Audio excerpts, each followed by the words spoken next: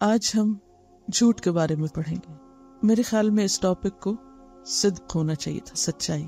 اگر ہم سچائی کے بارے میں جان لیں تو جھوٹ خود ہی پتہ چل رہا ہے، لیکن یہ ٹاپک اور یہ موضوع اتنا اہم ہے کہ اگر ہمیں اس کی سمجھ آ جائے تو گویا پورے دین کی سمجھ آ جائے، اور اگر یہ صفت ہمارے اندر پیدا ہو جائے یعنی سچائی کی، اور ہم جھوٹ سے بچنے لگ جائیں تو تمام اعمال صالح یا نیک اعمال کی کنجی ہمارے ہاتھ میں آ جائے، کیونکہ سچائی ایسی چیز ہے کہ جو باقی نیکیوں کا راستہ ہموار کرتی ہے، اور جھوٹ ایسی چیز ہے جو نیکیوں کے دروازے بند کرتی ہے۔ اور نہ صرف یہ کہ ربانی رزق بند ہوتا ہے بلکہ مادی رزق بھی گھٹتا ہے جھوٹ کی وجہ سے۔ اہل ایمان اور منافقین میں فرق ہی جھوٹ کا ہے۔ مومن بزدل ہو سکتا ہے، مومن بخیل ہو سکتا ہے، لیکن مومن جھوٹا نہیں ہو سکتا۔ تو اعمال کی روح اور دین کی بنیاد، اساس، بیس سچائی پر ہے۔ نبوت کے بعد اگلا درجہ صدیقین کا ہے، من النبیین والصدیقین والشہداء۔ اللہ سبحانہ وتعالی ہمیں سچے لوگوں کا ساتھ دینے کا حکم دیتا ہے، کونوا مع الصادقین۔ قیامت کے دن سچے لوگوں کو ان کی سچائی کی جزا ملے گی، اور قیامت کا دن سچے لوگوں کا دن ہے۔ قیامت کے دن اصل کامیاب ہونے والے لوگ دراصل سچے لوگ ہی ہوں گے۔ ھذا یوم ینفع الصادقین صدقہم۔ تمام انبیاء کو اللہ سبحانہ وتعالی نے سچی زبان عطا کی۔ وجعلنا لہم لسان صدق علیا۔ انبیاء کے بعد سچے لوگ ہر دور میں دین کے خادم بنے اور انہی کی خدمت میں برکت ہوئی۔ نبی صلی اللہ علیہ وسلم کے بعد حضرت ابوبکر صدیق رضی اللہ تعالی عنہ کو اس امت کے السابقون الاولون میں سے اول ہونے کا خطاب ملا، یا ان کو یہ مقام ملا، والذی جاء بالصدق وصدق به اولئک هم المتقون۔ وہ جو سچائی لایا اور اس نے سچائی کی تصدیق کی، وہی لوگ دراصل متقی لوگ ہیں۔ صدق سچائی، صداقہ سچی دوستی، اور صادق کہتے ہیں عربی میں بہت میٹھی کھجور کو۔ تو سچا انسان کیسا ہوتا ہے؟ میٹھا ہوتا ہے۔ اس کی باتیں، اس کا معاملہ، اس کا طریقہ، اس کا طرز عمل، ان سب چیزوں میں ایک ایمان کی مٹھاس اور حلاوت ہوتی ہے جو اس کے آس پاس کے لوگوں کے لیے بھی باعث سکون ہوتی ہے۔ صادق اور صدیق میں فرق یہ ہے کہ صدیق بہت زیادہ سچے کو کہتے ہیں جو سچائی میں کامل ہو، ہر لحاظ سے سچا ہو، اور نہ صرف یہ کہ زبان سے بلکہ عمل سے اپنی بات کو سچا کر دکھانے والا ہو۔ اور سچائی دل اور زبان کی موافقت کا نام ہوتی ہے، جو دل میں ہے وہی زبان پر ہے۔ ایسے انسان کا سر اور علانیہ یعنی اندر کا حصہ اور باہر کا حصہ، ظاہر اور باطن ایک جیسا ہوتا ہے۔ سچا شخص اپنی بات پر قائم رہتا ہے، اسی لیے سچے انسان کو نیکی پر استقامت نصیب ہوتی ہے۔ اس کے اندر تلون نہیں ہوتا، وہ ایک سٹیبل انسان ہوتا ہے۔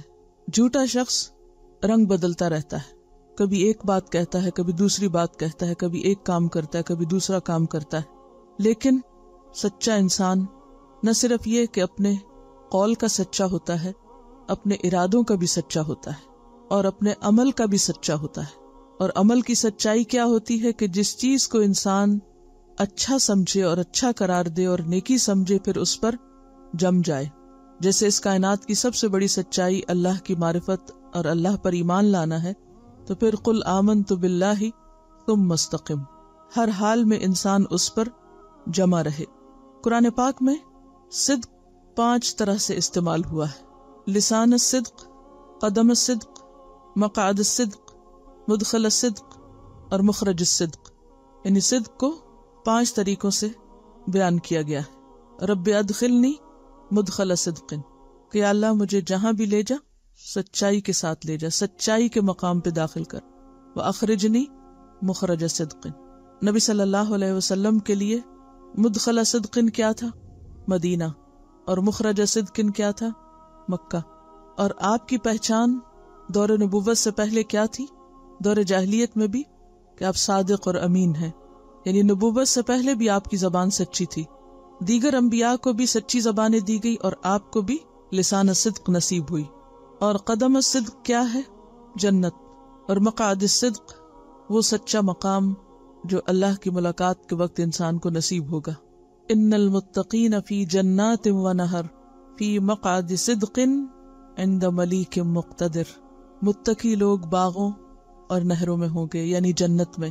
فی مقعد صدق، سچائی کے مقام پر، یعنی جنت کو اور ان کے اس گھر کو اور اس خاص مقام کو جہاں وہ اللہ تعالیٰ سے ملاقات کریں گے. عند ملیک مقتدر، اقتدار والے بادشاہ یعنی اللہ رب العالمین کے پاس مقعد صدق میں ہوں گے، یعنی ایسے مقام اور ایسی جگہ ان کو نصیب ہوں گی جنہیں سچائی سے پہچانا گیا. تو گویا سچائی انسان کو دنیا میں بھی فائدہ دیتی ہے، اور سچائی ہی انسان کی آخرت کے درجات کی بلندی کا ذریعہ بنے گی. اور اللہ سے ملاقات کرنے کے لیے، اللہ کا دیدار کرنے کے لیے جو صفت انسان کو چاہیے وہ سچائی ہے.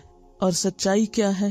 حق کے مطابق بات، واقع کے مطابق بات، خواہ اپنی ذات کی نفی ہوتی ہو، خواہ نقصان ہوتا ہو. کیا سمجھ میں آیا؟ کیا ہوتی ہے سچائی؟ سچ کیا ہوتا ہے؟ ہم تو کہتے ہیں سچ کڑوا ہوتا ہے. عربی کی تعریف میں ہے کہ صادق بہت میٹھی کھجور ہوتی ہے جس کا ذائقہ اپنی اصل پر ہے. دنیا اور آخرت کی کامیابی کا انحصار اسی پر ہے. ایمان اور منافقت کا فرق بھی اسی میں. کوئی مومن ہے یا نہیں، اس کا فیصلہ اسی صفت پر ہے. سچائی باقی نیکیوں اور خیر اور بھلائی کا راستہ کھول. الصدق طمأنینہ، سچائی دل کو اطمینان بخشتی ہے. سچائی واقع کے مطابق حقیقت چیز ہوتی ہے. سچائی دل اور زبان کی موافقت کا نام ہے. سچائی ظاہر و باطن کے ایک ہونے کا نام ہے. سچا انسان قابل اعتماد ہوتا ہے، اپنے آس پاس کے لوگوں کو خوشی دیتا ہے. سچائی محض قول کی سچائی نہیں ہوتی، بلکہ سچائی انسان کی نیت کی سچائی بھی ہوتی ہے، ارادے کی پختگی کا نام بھی ہے، معاملات میں سچا ہونا بھی، اور اسی طرح آغاز و انتہا ہر چیز میں سچائی ضروری ہوتی. انبیاء کی صفت ہے سچائی، اور انبیاء کے بعد سب سے بڑا مقام سچے لوگوں کا ہے. اور صدیقیت کیا ہوتی ہے؟ صدیق اور صادق کا فرق کیا ہے؟ صادق ہوتا ہے جیسے زبان کا سچا، لیکن صدیق ہوتا ہے جو عمل سے سچائی کو ثابت کر دکھائے، جو تصدیق کرے، کامل سچائی. اور سچی دوستی کس کو کہتے ہیں؟ صداقت. یعنی اردو میں ہم صداقت سچائی کو کہتے ہیں نا، تو عربی میں صداقت کہتے ہیں سچی دوستی کو. جھوٹ تو گھڑنا پڑتا ہے نا، اور سچ ایک فطرت کی آواز ہوتی ہے، انسان کے اندر کی آواز ہوتی ہے. دل میں اطمینان ہوتا ہے، خواہ کوئی ناراض بھی ہو، وقتی طور پر کسی کو اچھا نہ بھی لگے، لیکن اپنے لیے اور دوسرے کے لیے نتیجے کے اعتبار سے وہی اصل چیز ہے. اللہ سے ملاقات اور اللہ کے دیدار اور اللہ کے خاص مقرب بندوں میں شامل ہونے کے لیے سچائی کے بغیر گزارا ہی نہیں. سچائی اعمال صالحہ کی کنجی ہے. سچائی کے بغیر نیکی کی توفیق کا راستہ نہیں کھلتا. جھوٹ سننے والے اور حرام کھانے والے کو برابر قرار دیا. سماعون للکذب اکالون للسحت. جھوٹ کو یاد رکھنے کے لیے بھی ایفرٹ کرنی پڑتی ہے. بالکل صحیح. سچ آدمی کے علم اور اس کے بول میں تضاد نہ ہونے کا نام. جو علم میں ہے، جو آپ جانتے ہیں، جو آپ کو معلوم ہے، آپ وہی بولتے ہیں، نہ اس سے بڑھاتے ہیں نہ اس سے گھٹاتے ہیں. تو سچا ہونے کے لیے کیا ضروری ہے کہ انسان وہی بولے جو وہ جانتا ہے، اور جو وہ نہیں جانتا کیا کہہ دے؟ میں نہیں جانتا. اور انسان جو بول رہا ہے وہ وہی ہو جو واقعی اس کے علم میں آیا ہو، اور جو اس کے علم میں نہ آیا ہو اسے خود سے نہ گھڑے، اپنی طرف سے نہ بیان کرے. تو انسان کی معلومات اور انسان کے قول دونوں میں موافقت کا ہونا بے حد ضروری ہے. ہم دیکھتے ہیں کہ پوری کائنات سچائی پر قائم ہے، کیونکہ اللہ نے ان کو حق کے ساتھ پیدا کیا ہے. ما خلقنا السماوات والارض وما بینہما الا بالحق. ہر چیز حق پر، سچائی پر قائم ہے. جو ہے وہی دکھائی دیتی ہے. مثلا سورج کو آپ دیکھیں، کیا دکھائی دیتا ہے؟ جو وہ ہے، کیا کرتا ہے، جو اس کا کام ہے. چاند کو دیکھیں، درخت کو دیکھیں. کبھی ایسا نہیں ہوگا کہ آپ درخت لگائیں آم کا اور نکل آئے کچھ اور. وہ وہی نکلے گا جو آپ لگائیں گے، وہ ایسا ہی ہوگا. ایک درخت کی جو خوشبو یا ایک پتے کی یا پھول کی جو ہے وہی آپ کو ملے گی، چاہے آپ 100 دفعہ اس کے پاس جائیں، وہ وہی ہوگا، وہ بدلا ہوا نہیں ہوگا، اس میں آپ کوئی تبدیلی نہیں پائیں گے۔ پہاڑوں کو آپ دیکھیں، پتھروں کو آپ دیکھیں، مختلف چیزوں کو آپ دیکھیں، اپنے ہاتھ، اپنے پاؤں، اپنے جسم کو دیکھیں، وہ جو ہیں وہی نظر آتے ہیں۔ اگر وہ تھکے ہوئے ہیں تو وہ ویسے ہی نظر آئیں گے، اگر وہ صحت مند ہیں تو وہ صحت مند ہی نظر آئیں گے، وہ پریٹینڈ نہیں کرتے۔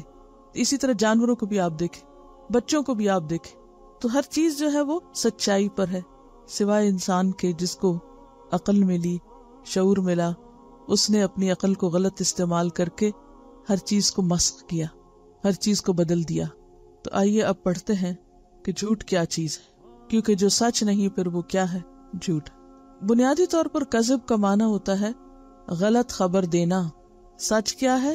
درست خبر دینا، چاہے وہ زبان سے ہو، چاہے وہ عمل سے ہو، چاہے وہ رویے سے ہو۔ اور جھوٹ کیا ہے؟ غلط خبر دینا۔ یہ جو لفظی معنی ہے نا، یہ آپ پکا کر لیں اپنے ذہن میں، تو باقی چیزیں سمجھنا بہت آسان ہو جائیں گی۔ جھوٹ کا معنی غلط خبر دینا، یہ جھوٹ ہوتا ہے۔ عربی میں کہتے ہیں کذبت العین، آنکھ نے جھوٹ بولا۔ آنکھ کب جھوٹ بولتی ہے انسان کی؟ جب وہ کسی چیز کو جو وہ ہوتی ہے وہ نہیں دیکھتی، اپنے امیجنیشن سے کچھ اور ہی دیکھتی، تو دھوکہ دے جاتی ہے ہمیں۔ آپ ایک چیز کو دور سے کچھ سمجھتے، جب پاس جاتے ہیں تو آپ کہتے او ہو، یہ تو میں کچھ اور ہی سمجھا تھا، یہ تو وہ نہیں۔ تو یہ جو عمل ہے وہ کیا ہے؟ دراصل جھوٹ، کہ کسی چیز کے بارے میں وہ نہ بتانا جو وہ ہے۔ خرابیاں کہاں سے شروع ہوتی؟ جھوٹ سے شروع ہوتی، کہ جو چیز جو ہے نہیں اس کو وہ مقام دیا جا رہا ہے، وہ کہا جا رہا ہے، یا بنایا جا رہا ہے، یا اس طرح پیش کیا جا رہا۔ اسی طرح کذب السیر کا معنی ہوتا ہے چلنے کی کوشش نہ کرنا۔ سیر کا کیا معنی ہوتا ہے؟ چلنا، اور کذب السیر نہ چلنا۔ تو جھوٹ ہے خبر غلط، خلاف حقیقت، خلاف واقعہ، علم اور زبان کا فرق، بے تحقیق بات، بیس لیس بات، منافقت کا دروازہ کھول دیتا ہے، بندے کے ایمان کو سخت نقصان دیتا ہے، اور اگر انسان باز نہ آئے تو ایمان کا مکمل خاتمہ تک کر دیتا ہے، انسان کی ہدایت کی راہ میں بہت بڑی رکاوٹ۔ قال اللہ تعالی ان اللہ لا یہدی من هو کاذب کفار۔ اللہ سبحانہ تعالیٰ فرماتے ہیں بے شک اللہ کسی ایسے شخص کو ہدایت نہیں دیتا جو جھوٹا ہو اور منکر حق ہو، ناشکرا ہو۔ گویا جھوٹے شخص کو ہدایت سے بھی محروم کر دیا جاتا ہے، اور ہدایت جیسا کہ آپ جانتے ہیں کہ ایک ہدایت توفیق ہوتی ہے اور ایک ہدایت ارشاد ہوتی ہے۔ ہدایت ارشاد تو سب کے لیے، جھوٹوں اور سچوں سب کے لیے، لیکن ہدایت توفیق کہ سیدھے رستے پہ جانے اور پھر نیکی کا کام کر لینے کی توفیق اور اس کا دروازہ کھل جانا، یہ نعمت ملتی ہے سچے لوگوں کو۔ یہ تھی آیت سورۃ الزمر 3، اور سورۃ مؤمن آیت 28 میں فرمایا ان اللہ لا یہدی من هو مسرف کذاب۔ بے شک اللہ تعالیٰ نہیں ہدایت دیتا کسی اس شخص کو جو حد سے بڑا ہوا اور سخت جھوٹا ہو، مسرف کذاب۔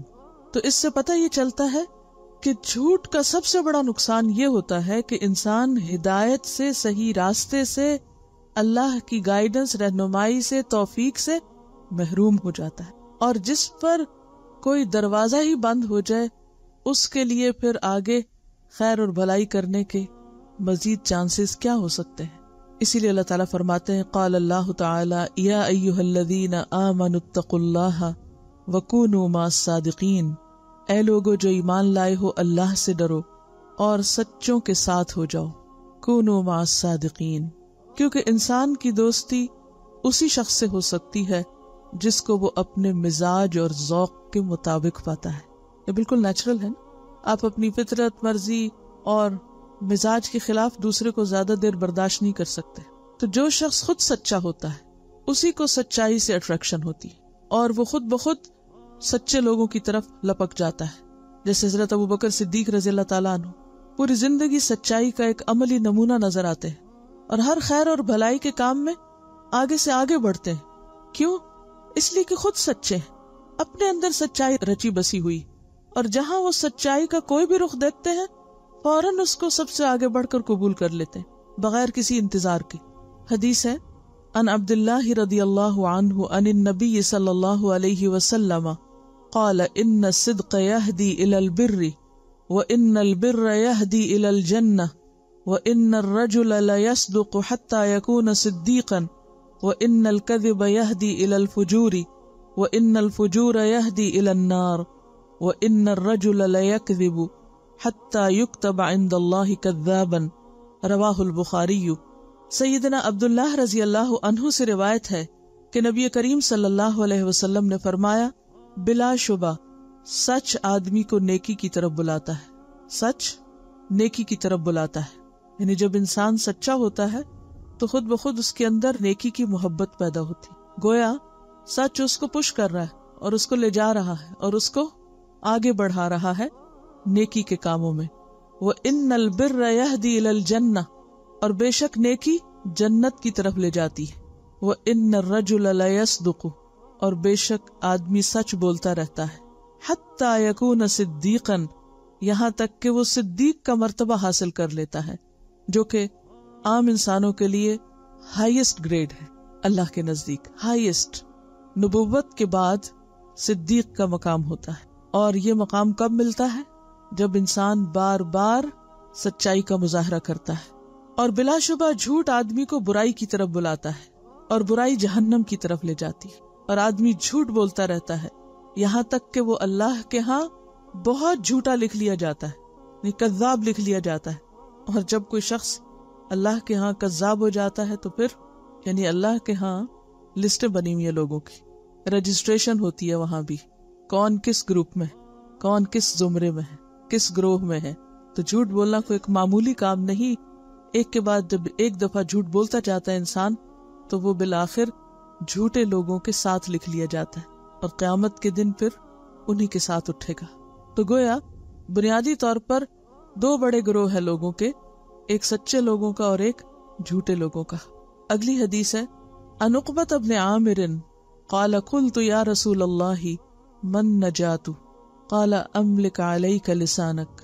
یہ پیش جو ہے نا املکو پہ، اس کو جزم بنا لیں، املک علیک لسانک ولیسعک بیتک وابکی علی خطیئتک رواہ الترمذی۔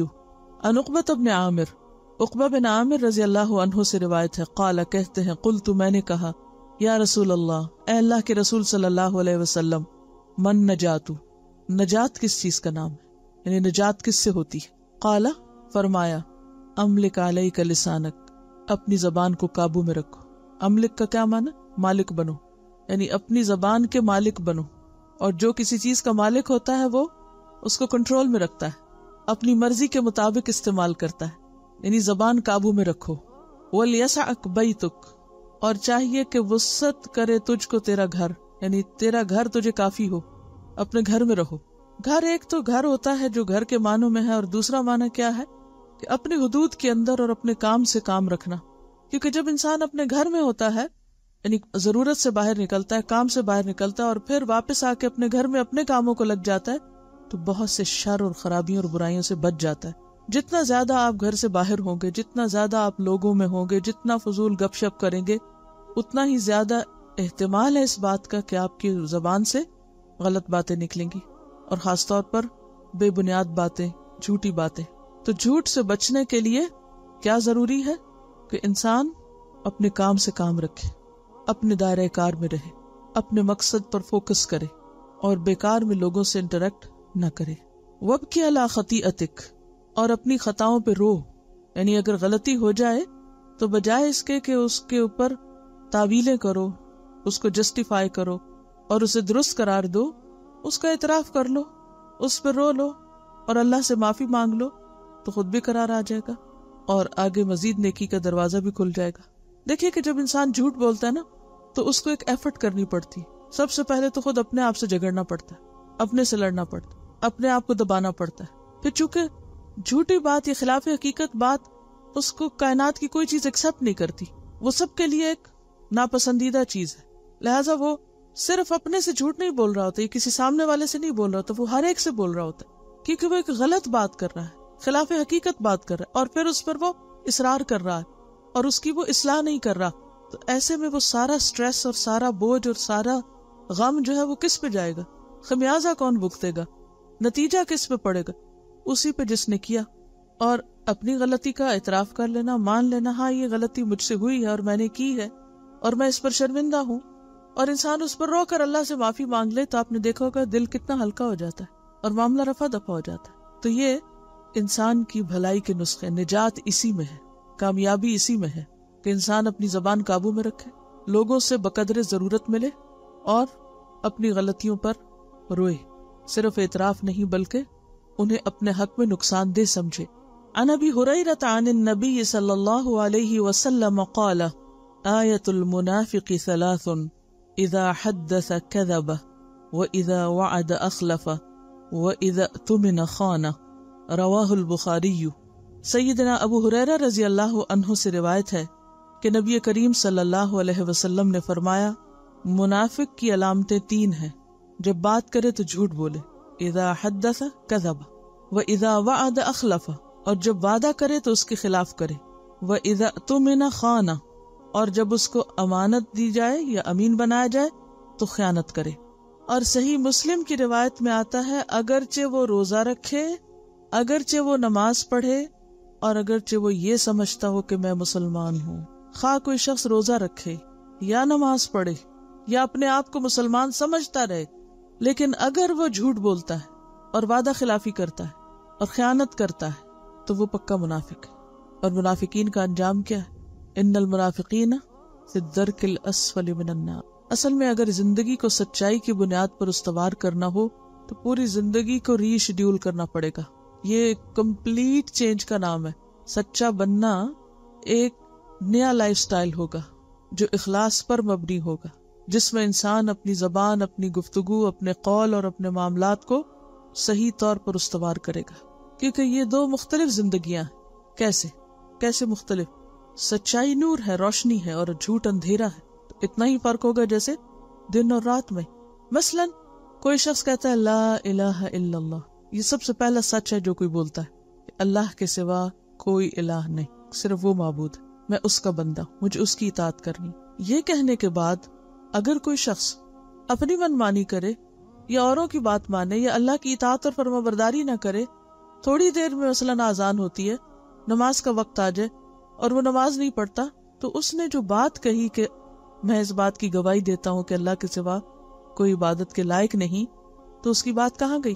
جھوٹی ہو گئی. اگر تم واقعی سچے تھے تو تم حی علی الصلاۃ اور حی علی الفلاح کا جواب دیتے اور نماز ادا کرتے. پھر اس کے بعد عام روزمرہ زندگی میں ہمارے دین کے ہم سے بہت سے تقاضے.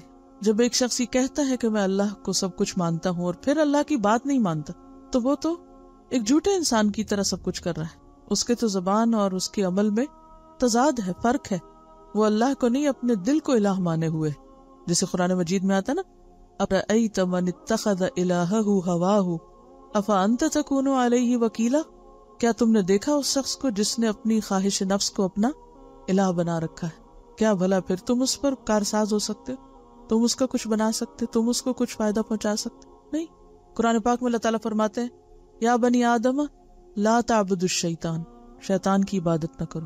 اب جب انسان شیطان کی عبادت ویسے تو نہیں کرتا، لیکن شیطان کے بہکاوے میں آ کر اللہ سے کیے ہوئے عہد کو فراموش کر دیتا ہے، تو وہ اللہ کی عبادت کا دعویٰ لا الہ الا اللہ سچ نہیں، جھوٹ کہہ رہا ہے اس میں، تو اس کے تو ایمان کا دعویٰ ہی سچا نہیں. منافقین کو منافقین کیوں کہا جاتا تھا؟ کیا مشکل تھی ان کی؟ کیا فرق تھا؟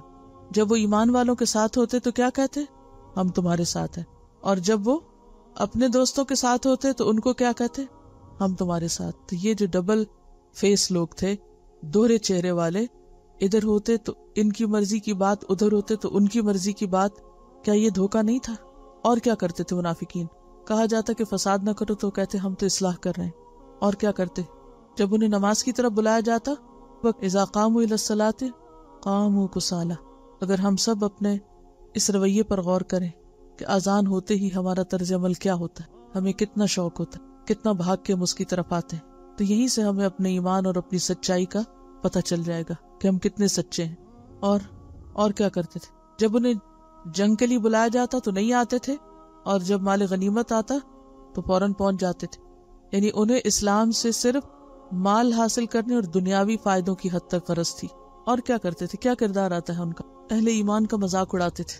نبی صلی اللہ علیہ وسلم کی مجلس میں بیٹھتے باتیں سننے کے لیے، تجسس کے لیے، اور پھر جا کے ان میں کئی جھوٹ ملا کے اوروں کو بتاتے. ایمان والوں کو بیوقوف سمجھتے تھے، اللہ کی راہ میں قربانیاں کرنے والوں کو بیوقوف سمجھتے تھے. کوئی کام کا وقت آتا تو بہانے پیش کرتے تھے، یعنی کام چور لوگ تھے.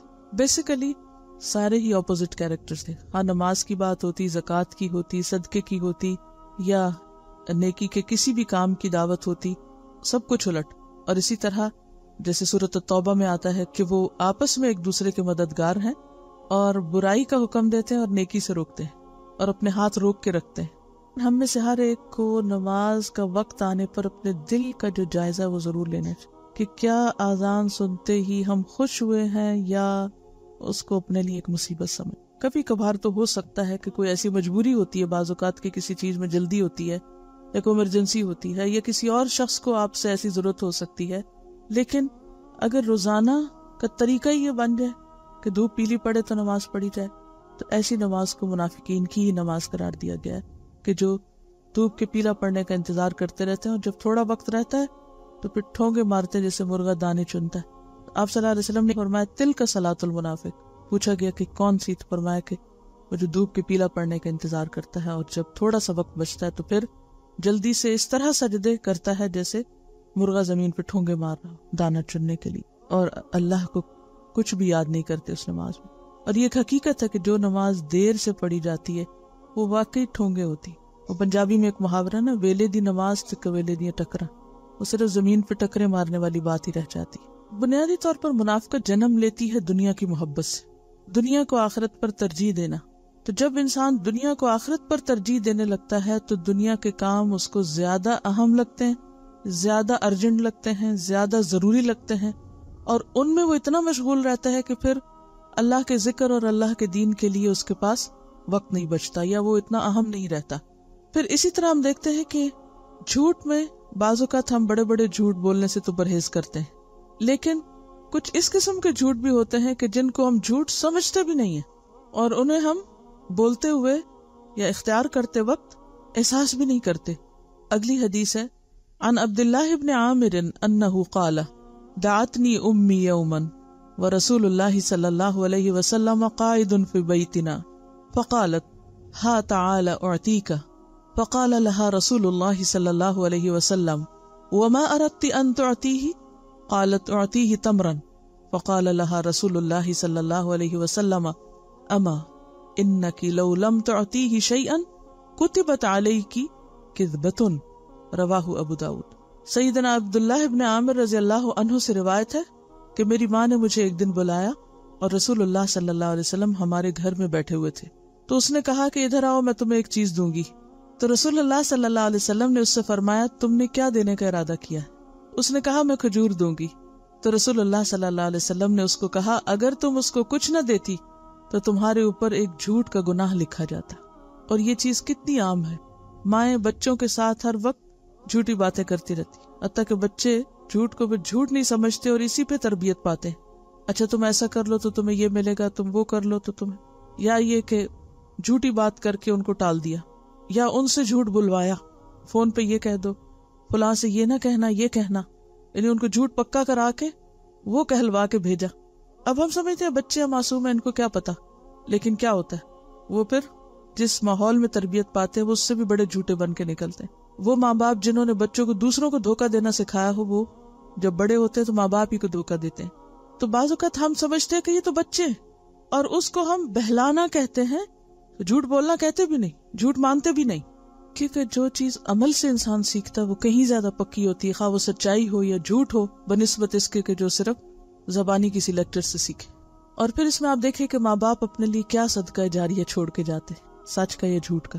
اگر جھوٹ بولا اور ان کو جھوٹ سکھا دیا اور وہ جھوٹ پہ پلے اور جھوٹ ان کی زندگی میں ایک نارم بن گیا، تو پھر وہ بیج کس نے لگایا تھا اور اس کا صلہ یا وہ کانٹے کس کے راہ میں آئیں گے؟ لگانے والوں کے. اور والدین کا صرف سچ کی تلقین کرنا کبھی بھی فائدہ نہیں دے سکتا جب تک کہ وہ خود سچے نہ ہوں اور سچے بن کے نہ دکھائیں. پھر جھوٹ کی ایک اور قسم ہے. عن ابی ہریرہ عن النبی صلی اللہ علیہ وسلم قال کفى بالمرء كذبا ان يحدث بكل ما سمع. رواہ مسلم. سیدنا ابو ہریرہ رضی اللہ عنہ سے روایت ہے کہ رسول اللہ صلی اللہ علیہ وسلم نے فرمایا آدمی کے جھوٹا ہونے کے لیے اتنا ہی کافی ہے کہ وہ ہر سنی سنائی بات کو آگے بیان کر دے، کہ جو کسی نے کہا اس کو بغیر تحقیق کے، بغیر انالائز کیے آگے پہنچا دے۔ اور اس میں آپ دیکھیے کہ صرف زبانی باتیں ہی نہیں، عملی طور پہ بعض اوقات ہم اتنا انفلوئنس ہو جاتے ہیں کہ ہمیں سمجھ نہیں آتی کہ جو بات ہم آگے پہنچا رہے ہیں وہ سچ بھی ہے یا نہیں۔ اور اس میں ایسی فیک قسم کی میلز، جھوٹے قصے، جھوٹی باتیں، جھوٹ پر مبنی سٹوریز بنائی ہوئی، ان کو ہم اصلاح کے لیے آگے ایک دوسرے کو بھیجتے رہتے ہیں، جھوٹے خواب۔ تو کوئی بھی چیز جس کی بنیاد پتہ نہ ہو، جس کی اوریجن پتہ نہ ہو، اس کو پھیلانا بھی جھوٹ پھیلانے میں حصہ لینا ہے۔ اور انسان اگر غلطی سے ایسا کر جائے تو جب اس کو احساس ہو، وہ ریئلائز کرے، تو اس سے کیا کرنا چاہیے؟ وڈرا کر لینا چاہیے اور اعلان کر دینا چاہیے کہ یہ بات جس سورس سے پہنچی وہ درست نہیں تھا، اور جس کو پہنچی وہ اپنی اصلاح کر لے۔ پھر اسی طرح بعض اوقات لوگوں میں لڑائی جھگڑا ہو جاتا ہے، اور اس موقع پر اگر آپ بہت سیدھی سیدھی باتیں کریں تو وہ فساد مزید پھیل سکتا ہے۔ ایسی صورت میں اجازت دی گئی کہ انسان کچھ خاموشی سے کام لے، یا بات کا کچھ حصہ جو ہے وہ آگے نہ پہنچائے تاکہ مزید فساد کی آگ نہ بھڑکے۔ عن ابن شہاب ان حمید بن عبد الرحمن اخبرہ ان امہ کلثوم بنت عقبہ اخبرته انها سمعت رسول اللہ صلی اللہ علیہ وسلم یقول لیس الکذاب الذی یصلح بین الناس فینمی خیرا او یقول خیرا۔ ابن شہاب روایت کرتے ہیں کہ حمید بن عبد الرحمن نے انہیں خبر دی کہ ان کی یعنی حمید کی والدہ سیدہ ام کلثوم بنت عقبہ رضی اللہ عنہا نے انہیں خبر دی کہ انہوں نے رسول اللہ صلی اللہ علیہ وسلم کو یہ فرماتے ہوئے سنا تھا کہ جھوٹا وہ نہیں جو لوگوں میں باہم صلح کرانے کی کوشش کرے اور اس کے لیے کسی اچھی بات کی چغلی کھائے۔ یعنی ایک شخص جو دوسرے سے ناراض ہے، ان کے درمیان صلح کرانے کے لیے ان کی بری باتیں نہیں بلکہ اچھی باتیں دوسرے تک پہنچائے۔ مثلا اگر ایک شخص دوسرے کے بارے میں کچھ پہنچا رہا ہے اور وہ کہے اس نے میرے بارے میں کوئی غلط بات کی ہوگی نا، ایسا بھی کہا ہوگا، ایسا بھی کہا ہوگا، تو اس موقع پر انسان اس کی تصدیق نہ کرے بلکہ اگر کوئی اچھی بات معلوم ہے تو اس کو پہنچا دے۔ یہاں پر جو لفظ آیا نا فینمی خیرن، تو ینمی نمو سے ہے، نشو نما دینا کسی چیز کو، یعنی بڑھانا۔ ینمی خیرن یعنی خیر کو بڑھا کے بیان کرے، یعنی مثلا کسی کی طرف سے جب وہ بات پہنچائے تو وہ کیا کرے؟ خیر کی بات کو زیادہ سٹریس کے ساتھ بتائے، بار بار بتائے، لیکن اس شخص نے جو غلط باتیں کہی ہیں ان کو چھپا جائے۔ ان سے یہ بھی اندازہ لگائیے کہ مسلمانوں کے درمیان آپس کے تعلقات کی اصلاح کتنی ضروری چیز ہے، کہ جھوٹ جو منافقت کی علامت ہے، جس کے بولنے کی اجازت نہیں، اور سچائی جو انتہائی پسندیدہ ہے، اگر سچائی سے ایسا بگاڑ آتا ہو تو ایسی سچی باتیں آگے نہ پہنچائے، اس سچائی کو وہ روک لے۔ مثلا ایک شخص دوسرے کے بارے میں بہت کچھ برا کہتا ہے اور بیچ والے کو پتا ہے، لیکن وہ آگے نہ پہنچائے تاکہ کیا نہ ہو؟ مزید لڑائی اور مزید فساد اور مزید جھگڑا۔ بلکہ اگر کوئی ایک اچھی بات پتا ہو تو اس کو اتنا زیادہ کرے، ینمی خیرن، اس خیر کو اتنا اگائے، اتنی دفعہ کہے کہ دوسرے کو اس کی خیر کا یقین آ جائے اور پھر وہ فساد ختم ہو جائے۔ او یقول خیرن، یا یہ کہ اگر اس نے کوئی بہت اچھی بات نہیں بھی کہی تو یہ بیچ والا شخص اس کی طرف سے اچھے ہی جذبات پہنچانے کی کوشش کرے اور اپنی طرف سے کیا کہے کہ نہیں وہ تمہارے لیے اچھا ہی ہے، خیر خواہ ہی ہے، تو ایسی بات جو ہے وہ جھوٹ میں شمار نہیں ہوگی۔ جہاں اس چیز کی تھوڑی رخصت اجازت ہے، اس اجازت کو تم کبھی بھی استعمال نہیں کریں گے۔ ینمی کا لفظی معنی ہوتا ہے، نمو کا لفظ آپ نے پڑھا ہوگا اردو میں۔ نمو کا مطلب ہوتا ہے بڑھانا، گرو کرنا۔ اور کس طرح؟ یعنی جب گرو ہوتی ہے نا ایک چیز، یعنی ایک بیج سے 100 پھل نکلے تو وہ ایک چیز 100 بن گئی۔ اب اگر کسی نے ایک کے بارے میں ایک اچھی بات کہی تو اس کو ایک دفعہ کہنے کے بجائے 10 دفعہ کہے تو وہ کیا ہے؟ وہ اچھی بات کو اتنی دفعہ پہنچا رہا ہے، بڑھا رہا ہے، پروموٹ کر رہا ہے کہ وہ دوسرے کا دل جو ہے وہ اس کی طرف سے صاف ہونے لگ جائے۔ اور اس کے برعکس جو اس کو پتا ہے کہ اس نے فلاں بری بات کہی ہے، دوسرا پوچھے بھی تو وہاں وہ خاموشی اختیار کرے۔ ایسی بات نہیں بنانی چاہیے پھر بھی کہ جو پھر جھوٹ ثابت ہو اور پہلے سے بھی کام خراب ہو۔ یعنی یہاں کوئی جھوٹ بولنے کی اجازت نہیں دی جا رہی۔ ینمی خیرن عربی لفظ اگر آپ دیکھیں تو وہ آپ کو خود بخود معنی بتا دے گا۔ اس کا تعلق بھی حکمت سے ہے کہ دوسرے کی خوبیاں اور بھلائیاں جو ہیں ان کو خوب پروموٹ کیا جائے، اور جو وہ غلط باتیں کر رہا ہے جس سے فساد ہو سکتا ہے ان کو دبا دیا جائے۔ عن ابي الحوراء السعدي قال قلت للحسن بن علي ما حفظت من رسول الله صلى الله عليه وسلم قال حفظت من رسول الله صلى الله عليه وسلم دع ما يريبك الى ما لا يريبك فان الصدق طمأنينة وان الكذب ريبة رواہ الترمذی۔ سیدنا ابو الحوراء السعدی سے روایت ہے کہ میں نے سیدنا حسن بن علی رضی اللہ عنہ سے پوچھا کہ آپ کو رسول اللہ صلی اللہ علیہ وسلم سے کیا یاد ہے؟ انہوں نے فرمایا مجھے رسول اللہ صلی اللہ علیہ وسلم کی زبان سے یہ الفاظ یاد ہیں، وہ چیز چھوڑ دے جو تجھے شک میں ڈالے، اور اس کو اختیار کر جس کے بارے میں تجھے شک و شبہ نہ ہو، اس لیے کہ سچ اطمینان کا باعث ہے اور جھوٹ شک اور بے چینی ہے۔ تو اس سے کیا پتہ چلتا ہے کہ جھوٹ وہ چیز ہے، یہ جھوٹی بات وہ ہے کہ جس کے کرنے کے بعد انسان کے دل میں ایک خلش اور ایک بے چینی اور ایک انکمفرٹیبل سی فیلنگ پیدا ہو جائے۔ تو انسان زیادہ باتیں نہیں کرے، اتنی کرے جتنی وہ ہے، اور پھر خاص طور پر جہاں شک پڑ جائے وہاں بات کو یقینی انداز میں نہ کرے۔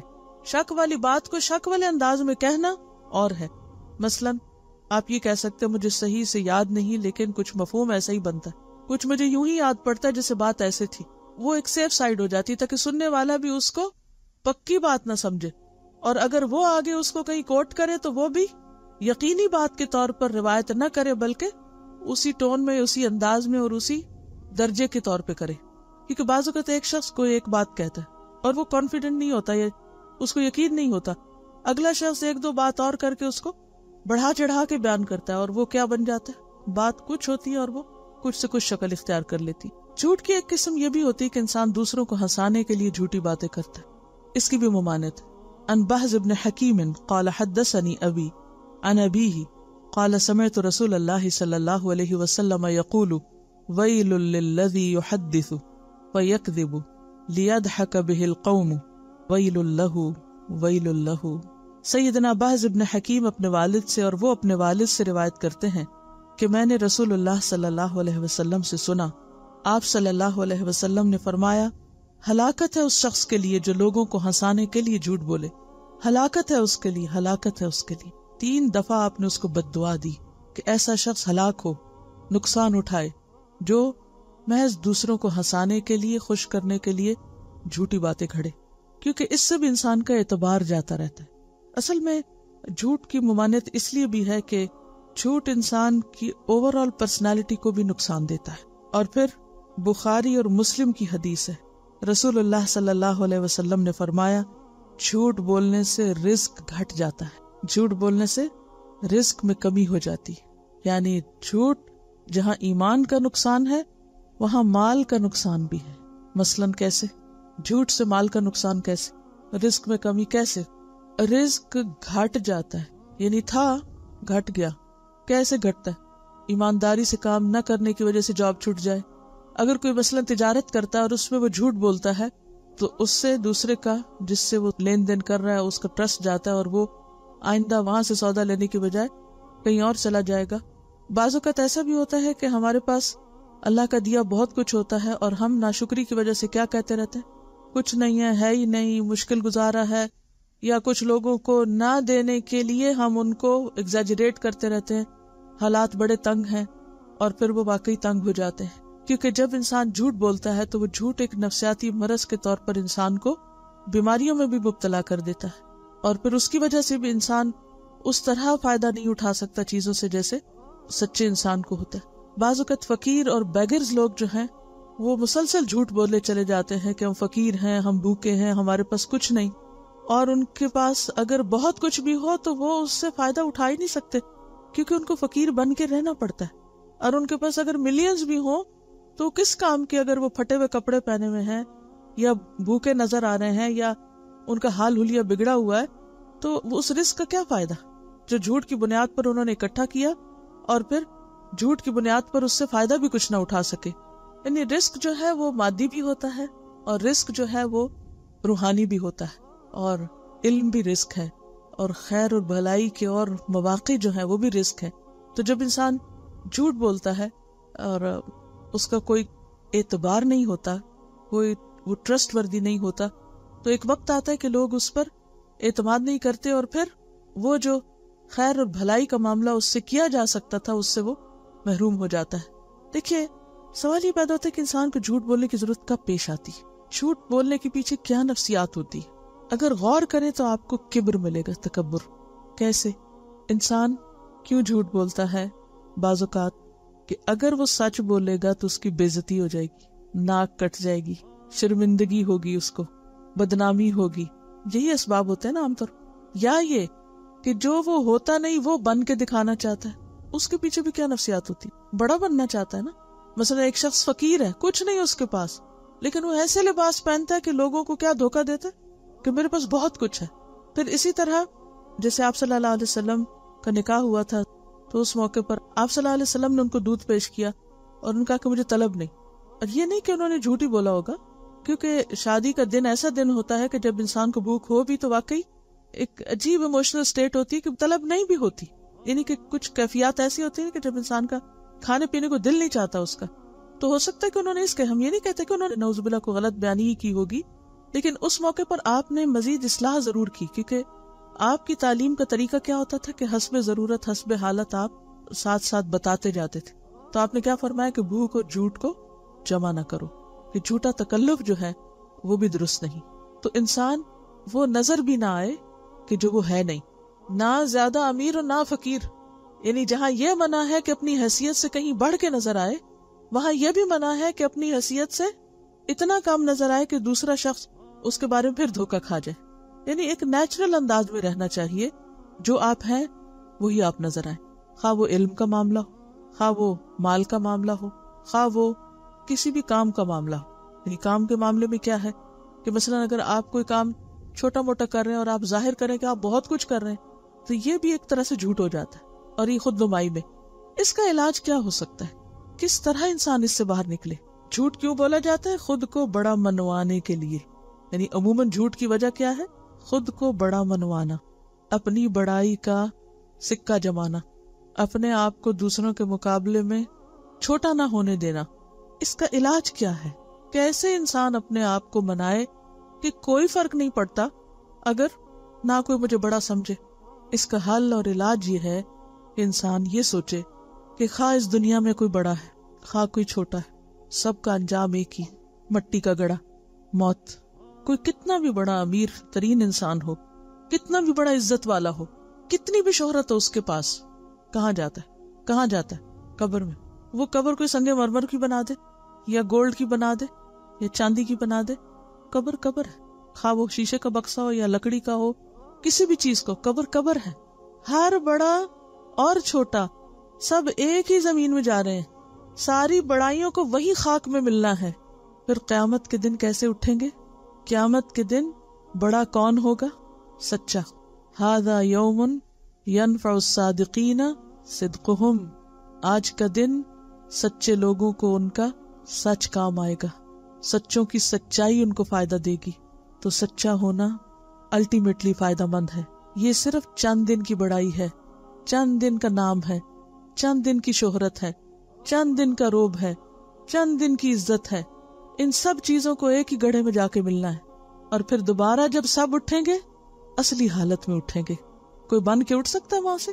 کوئی اٹھ سکتا ہے وہاں سے اس حال میں کہ وہ اپنے آپ کو بڑی چیز ثابت کرے؟ وہاں نہیں۔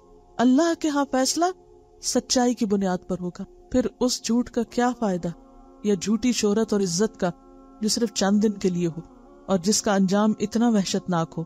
تو بہرحال جھوٹ جو ہے وہ نقصان دہ ہے، خواہ اللہ پر باندھا جائے جیسے شرک ہے، یا اللہ کے بارے میں جھوٹی بات بتانا جو اللہ نے نہیں فرمائی، خواہ وہ نبی صلی اللہ علیہ وسلم کے بارے میں کہا جائے، کوئی جھوٹی حدیث گھڑ کے سنائی جائے، خواہ وہ جھوٹا خواب ہو، کیونکہ بدترین جھوٹ کی ایک قسم کیا ہے کہ انسان اپنی آنکھوں کو وہ دکھائے جو اس نے دیکھا ہی نہیں، یعنی جھوٹے خواب بیان کرنا۔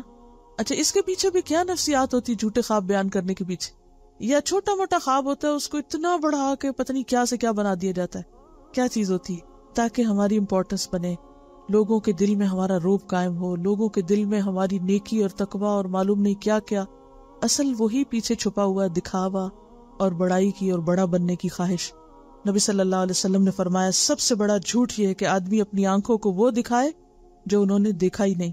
پھر اسی طرح بدگمانی بہت بڑا جھوٹ ہے، نبی صلی اللہ علیہ وسلم نے فرمایا ایاکم والظن فإن الظن اکذب الحدیث، بدگمانی سے بچو، یعنی دوسرے کے بارے میں بغیر تحقیق کے جھوٹی بات سوچنے سے، کیونکہ بدگمانی سب سے بڑی جھوٹی بات ہے۔ یعنی آپ کسی کے بارے میں وہ سوچ رہے ہیں جو اس کے وہم و گمان میں بھی نہیں، جو اس کے خیال میں بھی نہیں۔ پھر اسی طرح عدالتوں میں جھوٹ، جھوٹی گواہیاں، آپ صلی اللہ علیہ وسلم نے فرمایا جھوٹی گواہی اللہ کے ساتھ شرک کے برابر ہے۔ کیا میں تمہیں سب سے بڑا گناہ نہ بتاؤں؟ صحابہ نے عرض کیا ہاں اللہ کے رسول صلی اللہ علیہ وسلم۔ فرمایا اللہ کے ساتھ شرک اور والدین کی نافرمانی۔